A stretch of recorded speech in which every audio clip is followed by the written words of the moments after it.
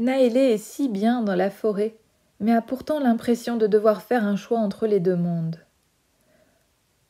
La forêt regorge de splendeurs verdoyantes, de découvertes surprenantes, d'une rare félicité commune et d'une euphorie quotidienne.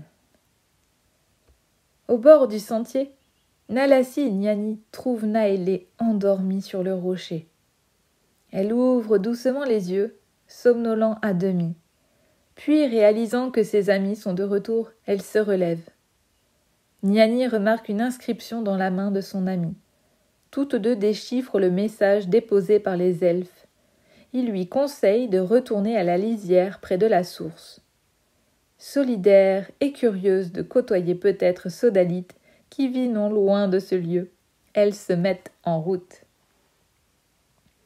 Devant la cabane de Sodalite, les amis laissent Naélé aller toquer, seule, à la porte. Nerveuse, ses mains se mettent à trembler. Son cœur palpite, à un rythme irrégulier. Son souffle se gonfle et la chatouille dans tous les membres.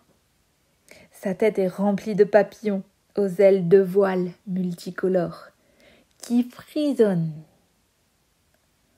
Impatiente de s'envoler au premier regard de Sodalite, elle se lance, lève sûrement le bras et toque frémissante.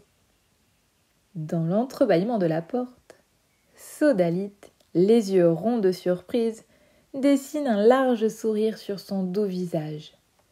Il ouvre amplement la porte pour accueillir avec bienveillance cette séduisante et charmante âme.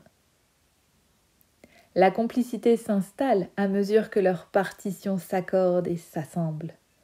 Des sourires dans la voix montrent leur émotion. Les ponctuations de leur voix sont comme des caresses sur la peau et s'harmonisent. Sur le ponton, ils s'assoient dans un banc balancelle sous les rayons du soleil. Une tisane à la main, ils échangent sur la rencontre avec Camaria, Bios et la licorne. Naélé a l'impression que sa rencontre avec Bios était irréelle, lointaine. Elle ne comprend pas pour quelle raison il l'aurait choisi parmi tant d'autres et demande à Sodalite s'il aurait un remède contre un éventuel envoûtement maléfique.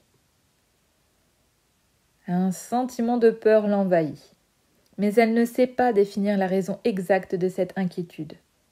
Elle refuse d'en être la proie et ne laisse pas cette éventualité habiter son esprit. Les questions s'amoncellent dans sa tête. Elle tourne les interrogations dans tous les sens et ne trouve pas de réponse clairement formulée.